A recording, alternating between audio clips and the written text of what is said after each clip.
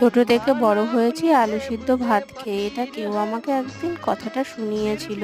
তো যাই হোক, আমার তো আর ভালো মন্দ খাওয়ার কোনো অভ্যেস নেই বা আমার এই রান্না সম্বন্ধে কোনো আইডিয়াও নেই। তো আমি আজকে রান্না করেছিলাম গোবিন্দভোগ চালের পোলাও। কেমন হয়েছে তোমরা কিন্তু আমাকে কমেন্টে অবশ্যই জানাবে। আমি যেভাবে রান্না করি, প্রথমে গোবিন্দভোগ চালটাকে ভালো করে ধুয়ে জল ঝরিয়ে তাতে একটু ঘি গরম করে ওর মধ্যে হলুদ দিয়ে আমি মেখে নিয়েছিলাম গোবিন্দভোগ চালটাকে। আর তার সঙ্গে দিয়েছিলাম আদা কাঁচা লঙ্কা বাটা।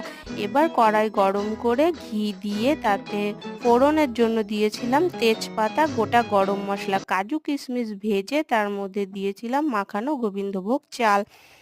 সেটা ভাজা হয়ে গেলে আমি দিয়ে দিয়েছিলাম পরিমাণ মতো জল এবং নুন, চিনি আর ঝালের জন্য দিয়েছিলাম চেরা কাঁচা লঙ্কা। কেমন লাগলো জানাবেন।